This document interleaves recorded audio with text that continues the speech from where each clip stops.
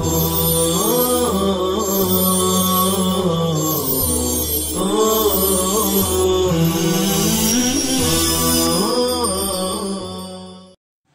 الله الرحمن الرحيم. الحمد لله جعل الأيام بين عباده دولا وصير تصاريف الأقدار في أحوالهم مثلا، والصلاة والسلام على صاحب القرآن والفرقان أنار الله به الكون وبه الجهل انجلى، وعلى آله وأصحابه الأولى كانوا خير جيل وأكرم صحب مشى على الثرى وإلى ذروة المجد والسؤدد ارتقى. أما بعد. عزیز طلباء کرام، مختارات من ادب العرب کا یہ 59واں سبق ہے جو الفردوس الاسلامی فی قارۃ آسیہ کی عبارت پر مشتمل ہے. ہم انشاءاللہ اس سبق کے ذریعے مختارات من ادب العرب کے نصاب کو پایۂ تکمیل تک پہنچانے کی کوشش کریں گے. ہمارے جامعہ میں درجہ عربی چہارم میں ششماہی سے پہلے مختارات کے حصہ اول کے تقریباً 15 اسباق داخل نصاب ہیں. الحمدللہ ان اسباق کی آج تکمیل ہو رہی ہے. پھر ششماہی کے بعد کا جو نصاب ہے وہ سیرت خاتم النبیین صلی اللہ علیہ وسلم جو مولانا علی میاں ندوی رحمہ اللہ کے سلسلہ قصص النبیین کا 5واں اور آخری جز ہے. اس کو ہمارے جامعہ نے کئی وجوہات سے داخل نصاب فرمایا ہے. اس میں ادب عربی بھی ہے اور ساتھ ساتھ میں سیرت نبوی علی صاحبہا الف الف تحیۃ و سلام. تو ان دونوں چیزوں کی پیش نظر اس کتاب کو داخل نصاب کیا گیا جو ارباب جامعہ کا ایک مستحسن قدم ہے. تو انشاءاللہ ہم اس کے متصل بعد اس کتاب کا آغاز کر دیں گے.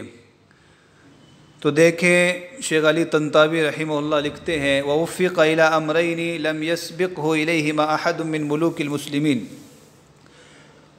اور اورنگزیب رحمۃ اللہ علیہ کو دو ایسے کاموں کی توفیق ملی جس کی طرف مسلمان بادشاہوں میں سے ان سے پہلے کسی نے سبقت نہیں کی. وفق مجہول ہے، وفق یوفق توفیق باب تفعیل سے توفیق دینا، مناسب حالات مہیا کرنا، الہام کرنا. لم یسبقہ الیہما احد، یسبق کا فاعل ہے احد، کوئی بھی اورنگزیب سے پہلے ان کی طرف سبقت نہیں کر پایا مسلمان بادشاہوں میں سے. تو دو ایسے بہترین کاموں کی ان کو توفیق مل گئی جو ان سے پہلے کسی مسلمان بادشاہ نے نہیں کیے. وفق یفق وفق ثلاثی مجرد میں باب حسیبہ سے موافق ہونا، مناسب ہونا، جیسے وافقت الظروف، حالات مناسب ہوئے، موافق ہوئے، سازگار ہوئے. اسی سے کہا جاتا ہے وفقاً للاعلام الرسمی، سرکاری اعلان کے موافق، سرکاری اعلان کے مطابق.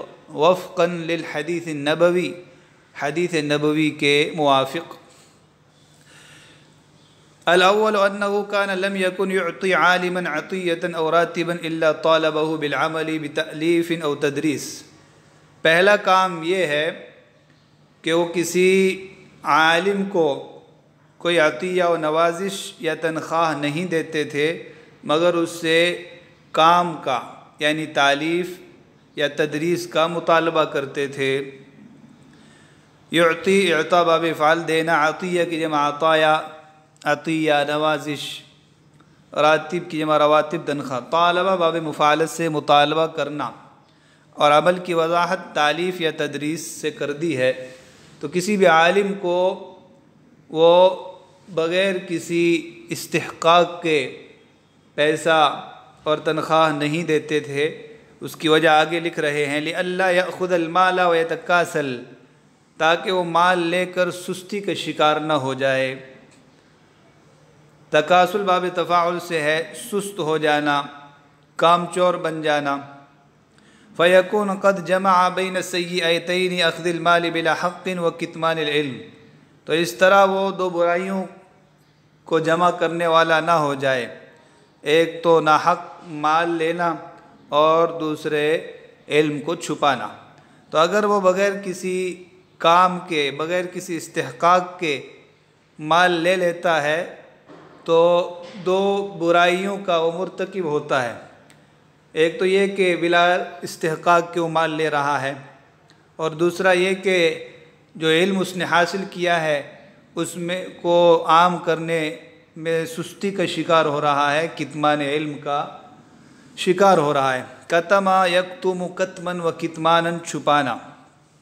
سیئتین تثنیہ کا صیغہ ہے، برائی۔ فما قول مدرس الافتاء والاوقاف، تو افتاء اور اوقاف کے مدرسین کا کیا فرمانا ہے؟ یعنی حضرت فرما رہے ہیں کہ دارالافتاء کے مفتیان کرام اور اوقاف سے تنخواہیں لینے والے لوگ اورنگزیب کے اس قدم کو کس نظر سے دیکھ رہے ہیں؟ تو ظاہر سی بات ہے جو جفا کش، محنتی اور صحیح اسلام کو سمجھنے والے لوگ ہیں وہ اس کو بنظر استحسان دیکھیں گے، اور جو کام چور مفت خور لوگ ہیں وہ ان کو پسند نہیں کریں گے۔ افتاء باب افعال سے ہے، فتویٰ دینا، تو مدرس الافتاء، افتاء کے مدرسین۔ اوقاف یہ وقف کی جمع ہے۔ وقف کہا جاتا ہے کسی مال کو یا کسی چیز کو اللہ کے لیے روک کر رکھنا۔ اب اس کی اصلیت اور ملکیت تو واقف کے پاس ہوتی ہے، باقی اس کے منافع غریبوں، فقیروں یا راہ خدا میں وقف ہوتے ہیں، خرچ ہوتے ہیں۔ اور بسا اوقات واقف کی ملکیت ختم ہو کر اللہ کی ملکیت ہی رہتی ہے، جیسے مسجد کسی نے وقف کی تو اب وہ مالک اور واقف کی ملکیت نہیں رہتی۔ والثانی انہ اول من عامل على تدوین الاحکام الشرعیۃ فی کتاب واحد یتخذ قانونا، دوسری چیز یہ ہے کہ وہ پہلے شخص ہیں جنہوں نے احکام شرعیہ کو ایک کتاب میں مدون کرنے کا کام کیا، جسے قانونی درجہ دیا جا سکے، جسے قانون بنایا جا سکے۔ تو جب انہوں نے ہندوستان میں ایک بہترین اسلامی اسٹیٹ قائم کر لی تو اس کے لیے قانون چاہیے، ضابطہ حیات چاہیے، آئین چاہیے، تو انہوں نے احکام شرعیہ کو ایک کتاب میں مدون کروایا جس کتاب کو قانونی درجہ دیا جا سکے۔ تدوین باب تفعیل سے مدون کرنا، مرتب کرنا، لکھنا۔ یتخذو بنانا، قرار دینا۔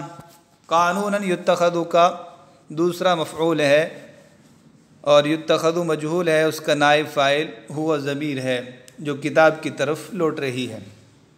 فوضعت له وبأمره وبإشرافه ونظره الفتاوى التي نسبت إليه، تو ان کے لیے ان کے حکم سے، ان کی نگرانی اور نگاہوں کے سامنے ان فتاویٰ کو وضع کیا گیا، مرتب کیا گیا جو ان کی طرف منسوب ہیں۔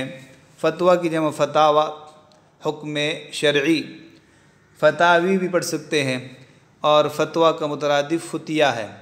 نسب ینسب نسبا، منسوب کرنا، اسی سے مجہول ہے، نسبت الیہ جو انہی کی طرف یعنی اورنگزیب رحمۃ اللہ علیہ کی طرف منسوب ہے۔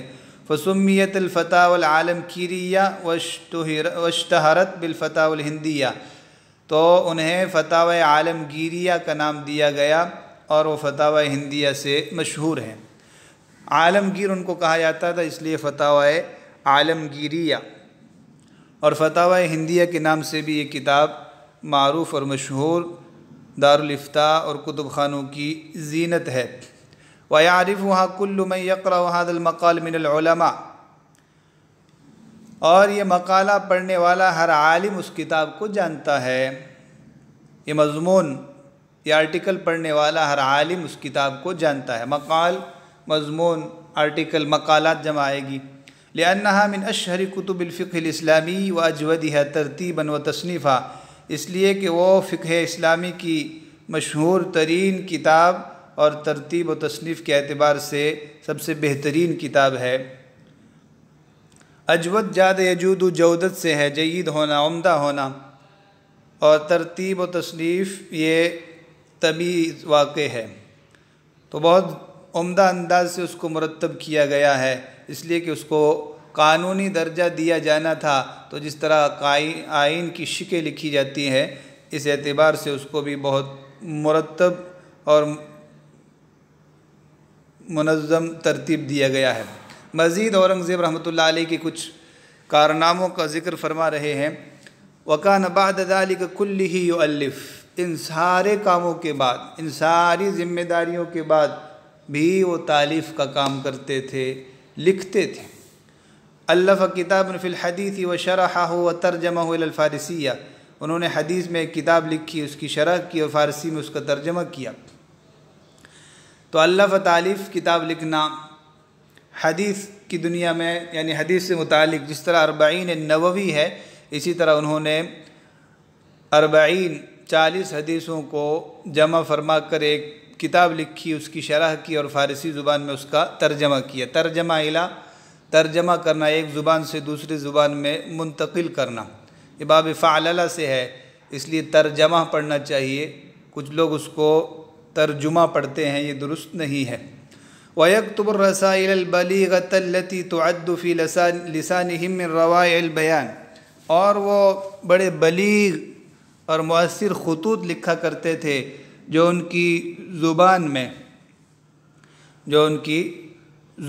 میں فصیح کلام کی امتیازی خصوصیات لیے ہوئے شمار ہوتے تھے، جو ان کی زبان میں فصیح کلام کی امتیازی خصوصیات لیے ہوئے شمار ہوتے تھے، یا ان کی زبان میں ایک شاہکار اور عمدہ مضامین شمار ہوتے تھے۔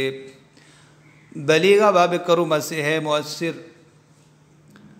تعدو باب نصرہ سے مجہول کا صیغہ، شمار ہونا، ان کی زبان میں، ہندوستان کی زبان میں، فارسی زبان میں۔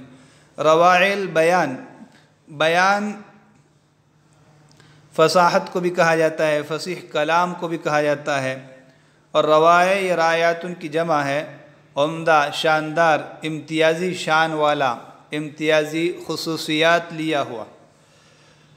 وَيَكْتُبُ بِخَطِّهِ الْمَصَاحِفَ وَيَبِيعُهَا لِيَعِيشَ بِثَمَنِهَا، اور وہ اپنے ہاتھ سے مصحف قرآن کریم کی کتابت کرتے تھے اور ان مصاحف کو بیچتے تھے تاکہ اس کے ثمن اور قیمت کے ذریعے گزر بسر کر سکے۔ تو یکتب بخطہ، اپنے خط سے، اپنے ہاتھ سے لکھتے تھے۔ مصحف کی جمع مصاحف، اور مصحف مثلث ہے، یعنی فتحہ، کسرہ اور ضمہ تینوں درست ہیں، مصحف، مصحف اور مصحف۔ قرآن کریم مصحف، یبیعہا فروخت کرنا، بیچنا، عیش گزر بسر کرنا، زندگی گزارنا۔ کیوں وہ ایسا کرتے تھے؟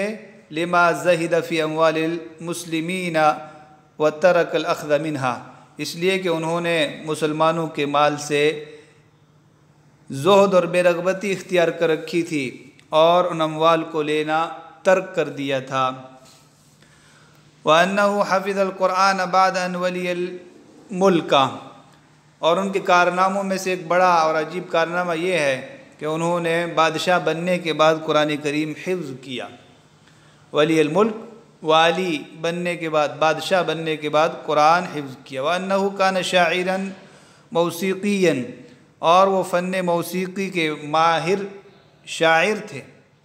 موسیقی پہلے بھی گزرا ہے، گانے کا جو فن ہوتا ہے اس کے اسرار و رموز اور سر اور دھن وغیرہ کے جو باریکیاں ہیں اس کے جاننے والے کو موسیقی کہا جاتا ہے، گلوکار۔ تو ایسے شاعر تھے جو اس فن کی باریکیوں سے واقف تھے، وَلَكِنَّهُ تَرَكَ ذَلِكَ، لیکن انہوں نے اس چیز کو ترک کر دیا تھا، وَكَرِهَهُ، اور اس کو ناپسند کیا تھا۔ وَأَبْطَلَ مَا كَانَ لِلشُّعَرَاءِ وَالْمَوْسِيقِيِّينَ مِنْ هِبَاتٍ وَعَطَايَا، اور شعراء اور گلوکاروں کے لیے جو ہدیے اور عطیے دیے جاتے تھے انہوں نے اس کو بھی بند کر دیا تھا، اس کو بھی باطل قرار دیا تھا۔ ہر بادشاہ کے کچھ درباری شعراء ہوتے تھے جو ان کی مدح سرائی کرتے، ان کی قصیدہ خوانی کرتے، اور ان کو بہت سے ہدیے اور تحفے دیے جاتے تھے۔ اورنگزیب نے اس سب کو بند کر دیا تھا۔ تو ماں کا بیان ہے من ہبات و عطایا، ہبتن کی جمع ہبات اور عطیہ کی جمع عطایا، نوازش، ہدیہ، گفٹ، تحفہ۔ وَلَمْ يَكُنْ يَرَاهُمْ لَازِمِينَ لِأُمَّةٍ لَا تَزَالُ تَبْنِي فِي الْأَرْضِ صَرْحَ مَجْدِهَا، اور وہ ان شعراء کو ایسی امت کے لیے ضروری نہیں سمجھتے تھے جو مسلسل زمین میں اپنی بزرگی کا محل تعمیر کر رہی ہو، یعنی جو امت ترقی کر رہی ہو، ترقی کے بام عروج کی طرف سبقت کر رہی ہو، بلند ہو رہی ہو، تو ایسی امت کے لیے ایسے شعراء درباری قسم کے مفت خور اور حرام خور کوئی ضروری نہیں ہے جو مدح سرائی کرتے رہیں، قصیدہ خوانی کرتے رہیں اور مفت میں ہدیے بٹور کر کھاتے رہیں، جیسا کہ آج بھی ہماری امت میں بہت سے شعراء ہیں لاکھوں لاکھوں روپے عوام کے ہڑپ کر جاتے ہیں اور پھر اسلام دشمنوں سے ہاتھ ملاتے ہیں اور مسلمانوں کے جانباز سپاہیوں کو برا بلا بھی کہتے ہیں۔ تو امت کو ایسے لوگوں سے اجتناب کرنا چاہیے۔ لازم اس میں فاعل کا صیغہ ہے، لازم یلزم سے لازم ہونا، ضروری ہونا۔ تبنی بنا، یبنی بنانا، صرح سروح پہلے بھی گزرا، محل، مجد بزرگی باب کرما سے آتا ہے۔ آگے لکھتے ہیں وَكَانَ يُصَلِّي الْفَرَائِضَ فِي أَوَّلِ وَقْتِهَا، اور وہ اول وقت میں فرض نمازیں پڑھتے تھے، مع الجماعتی لا يترك ذلك بحال، جماعت کے ساتھ نماز پڑھتے تھے، کسی بھی حال میں اس کو ترک نہیں کرتے تھے۔ والجمعۃ فی المسجد الکبیر، اور بڑی مسجد میں، جامع مسجد میں نماز جمعہ ادا کرتے۔ ولو کان غائبا عن المصر لامر من الامور یاتیہ یوم الخمیس لیصلی الجمعۃ ثم یذهب حیث شاء، اور اگر وہ شہر سے غائب ہوتے، دور ہوتے کسی کام کی وجہ سے، تو جمعرات کے دن شہر آ جاتے تاکہ نماز جمعہ ادا کر سکیں، پھر جہاں جانا ہوتا چلے جاتے۔ وَكَانَ يَصُومُ رَمَضَانَ مَهْمَا اشْتَدَّ الْحَرُّ، اور وہ رمضان کے روزے رکھتے چاہے کتنی ہی شدید گرمی ہو۔ وَمَا أَدْرَاكُمْ مَا حَرُّ الْهِنْد، تمہیں کیا معلوم ہندوستان کی گرمی کتنی سخت ہوتی ہے۔ ادراکم، ادرا یدری، ادرا باب افعال سے، ما اعلمکم، ما عرفکم، تمہیں کس نے بتایا، تمہیں کیا معلوم۔ ایک بہترین تعبیر ہے، ما استفہامیہ ہے مبتدا اور ادراکم یہ پورا جملہ اس کی خبر ہے۔ درا یدری درایتن کا معنی بھی جاننا اور جنوانا دونوں معنی ہوتا ہے۔ وَيُحْيِي اللَّيَالِي بِالتَّرَاوِيحِ، اور وہ راتوں کو جاگ کر تراویح پڑھتے تھے، تراویح کے ذریعے راتوں کو زندہ کرتے تھے، شب بیداری کرتے تھے۔ ترویحہ کی جمع تراویح، نماز تراویح مراد ہے۔ وَيَعْتَكِفُ فِي الْعَشْرِ الْأَوَاخِرِ مِنْ رَمَضَانَ فِي الْمَسْجِدِ، اور رمضان کے آخر عشرے میں مسجد میں اعتکاف کرتے تھے۔ اعتکاف کرنا، جم کر بیٹھ جانا۔ وَيَصُومُ الْاِثْنَيْنِ وَالْخَمِيسَ وَالْجُمُعَةِ، اور وہ پیر، جمعرات اور جمعہ کا روزہ رکھتے تھے۔ فِي كُلِّ أُسْبُوعٍ مِّنْ أَسَابِعِ سَنَةٍ، سال کے تمام ہفتوں میں سے ہر ہفتے ان 3 دنوں کے روزے رکھتے تھے۔ وَيُدَاوِمُ عَلَى الطَّهَارَةِ بِالْوُضُوءِ وَيُحَافِظُ عَلَى الْأَذْكَارِ، اور وہ وضو کے ذریعے طہارت کی، پاک رہنے کی، باوضو رہنے کی پابندی کرتے۔ داومہ، مداومہ باب مفعالت، پابندی کرنا۔ یحافظ علی، اس کے معنی بھی پابندی کرنا، محافظت کرنا۔ ذکر کی جمع اذکار، صبح و شام کے جو اذکار ہیں ان کی پابندی کرتے تھے۔ وَيُمِدُّ أَهْلَ الْحَرَمَيْنِ بِالصِّلَاةِ الْمُتَكَرِّرَةِ الدَّائِمَةِ، اور ہمیشہ مسلسل صلات کے ذریعے، ہدیوں اور تحفوں کے ذریعے اہل حرمین کی امداد کرتے تھے۔ مکہ مدینہ کے لوگوں کی مسلسل تحفے، تحائف بھیج کر، مال اسباب بھیج کر ان کی امداد کرتے تھے۔ امداد کرنا، مدد کرنا۔ صلت ان کی جمع صلات، المتکررہ الدائمہ، مسلسل بار بار ہر سال میں کئی مرتبہ بھیجتے تھے۔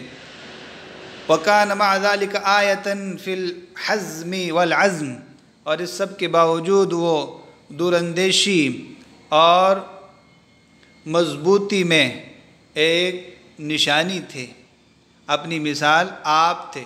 حزم کہا جاتا ہے دانائی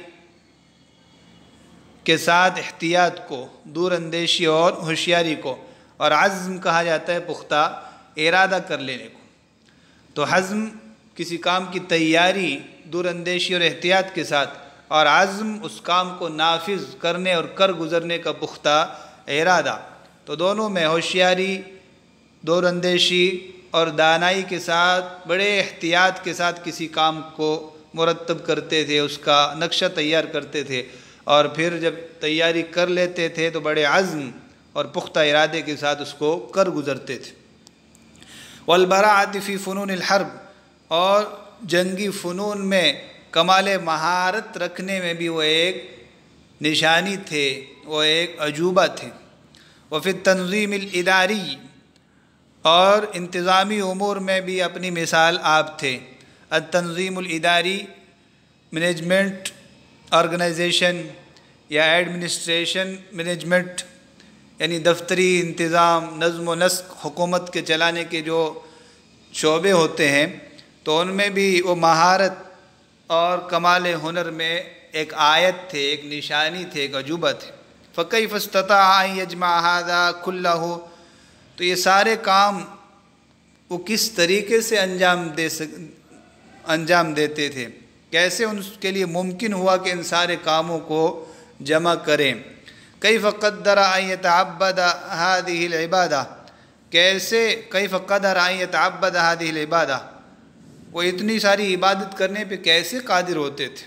تعبد باب تفاعل سے عبادت کرنا۔ وَيَقْضِي بَيْنَ النَّاسِ، اور لوگوں کے درمیان فیصلہ کرنے پر کیسے قدرت رکھتے۔ وَيُؤَلِّفُ فِي الْعِلْمِ، اور علمی تالیف کرنے۔ وَيَكْتُبُ الْمَصَاحِفِ، مصاحف کے لکھنے۔ وَيَحْفظُ الْقُرْآنِ، قرآن کریم کے حفظ کرنے۔ وَيُدِيرُ هَذِهِ الْقَارَّةَ الْهَائِلَةَ، اور اس عظیم بر اعظم کا انتظام چلانے، اس کا بندوبست کرنے۔ وَيَخُوضُ هَذِهِ الْمَعَارِكَ الْكَثِيرَةَ، اور ان بہت ساری جنگوں میں گھسنے پر وہ کیسے قدرت رکھتے تھے، کیسے قادر تھے، تو اتنے سارے کام وہ کیسے کر لیتے تھے۔ تو فرماتے ہیں اس کا جواب، لَقَدْ كَانَ يُقَسِّمُ بَيْنَ ذَلِكَ أَوْقَاتَهُ، ان کاموں میں انہوں نے اپنے اوقات کی تقسیم کر رکھی تھی۔ وَيَعِيشُ حَيَاةً مُرَتَّبَةً، وہ بڑی مرتب زندگی جیتے تھے، منظم اور مرتب زندگی، اور مرتب زندگی میں تھوڑے وقت میں بہت سے کام ممکن ہیں۔ فَوَقْتٌ لِنَفْسِهِ وَوَقْتٌ لِأَهْلِهِ وَوَقْتٌ لِرَبِّهِ، تو ایک وقت ان کے اپنے ذات کے لیے مخصوص ہے، ایک وقت اہل و عیال کے لیے مختص ہے، اور ایک وقت اپنے رب کی عبادت و مناجات کے لیے مختص ہے۔ وَلِلْإِدَارَةِ وَالْقِتَالِ وَالْقَضَاءِ أَوْقَاتُهَا، دفتری انتظام، عدالتی فیصلوں اور جنگ کے لیے ان کے اوقات مخصوص ہیں۔ حکم الہند کلہا 50 سنۃ قوامل، پورے ہندوستان پر مکمل 50 سال حکومت کی۔ 50 سنۃ قوامل، یہ کاملہ کی جمع ہے، قوامل مکمل 50 سال۔ وکان اعظم ملوک الدنیا فی عصرہ، اپنے زمانے میں دنیا کے سب سے عظیم بادشاہ تھے۔ وکانت بیدہ مفاتیح الکنوز، ان کے ہاتھ میں خزانوں کی کنجیاں تھیں۔ مفتاح کی جمع مفاتیح اور کنزن کی جمع کنوز۔ وکان یعیش عیش الزہد والفقر، لیکن اس کے باوجود وہ زہد اور فقر کی، زاہدانہ اور فقیرانہ زندگی بسر کرتے تھے، زاہدانہ اور فقیرانہ زندگی بسر کرتے۔ ما مد یدہ ولا عینہ الی حرام، اپنے ہاتھ کو، اپنی نگاہ کو کبھی بھی حرام کی طرف نہیں بڑھایا۔ مد یمد مدن، بڑھانا، دراز کرنا۔ ولا ادخلہ بطنہ، اور نہ کبھی حرام کو اپنے پیٹ میں داخل کیا، ہو ضمیر کا مرجع حرام، بطن کی جمع بطون۔ ولا کشف لہ ازارہ، اور نہ حرام کے لیے اپنے ازار کھولی، یعنی نہ کبھی کوئی برا کام کیا۔ ازار کی جمع عذر، تہبند، ازار، لنگی۔ کان یمر علیہ رمضان کلہ لا یاکل الا ارغفۃ معدودۃ من خبز الشعیر، ان پر پورے کا پورا رمضان گزر جاتا مگر وہ جو کی روٹی کی چند چپاتیاں ہی کھاتے تھے۔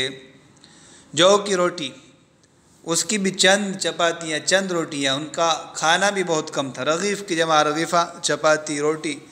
خبز کی جمع اخباز، شعیر جو کو کہا جاتا ہے، وہ بھی من کسب یمینہ من کتابت المصحف لا من اموال دولہ، اپنے ہاتھ کی کمائی سے، مصحف شریف کی کتابت سے، نہ کہ ملک اور سلطنت کے اموال سے۔ ایسے عظیم بادشاہ تھے بادشاہ کے بادشاہ، زاہد کے زاہد، فقیر کے فقیر۔ اسی لیے تو علی طنطاوی رحمہ اللہ نے ان کو بقیۃ الخلفاء الراشدین یا سادس الخلفاء الراشدین کہا، رحمۃ اللہ علی روحہ الطاہرہ، ان کی پاکیزہ روح پر اللہ کی رحمت ہو، اللہ ان پر رحم فرمائے۔ تو یہ عظیم بادشاہ ہیں، ان کی عظیم زندگی ہے جو ہمارے لیے نمونہ ہے، مشعل راہ ہے، لیکن بدقسمتی سے اپنے ہی لوگ ان کو بدنام کرتے ہیں۔ اللہ رب العزت ہمیں ان بزرگان سلف کی قدر اور صحیح معرفت نصیب فرمائے اور ان کے نقش قدم پر چلنے کی توفیق نصیب فرمائے، ادب عربی سے ہمیں وافر حصہ نصیب فرمائے۔ وصلی اللہ وسلم علی نبینا محمد وعلی آلہ وصحبہ اجمعین، والحمد للہ الذی بنعمتہ تتم الصالحات۔ والسلام علیکم ورحمۃ اللہ وبرکاتہ۔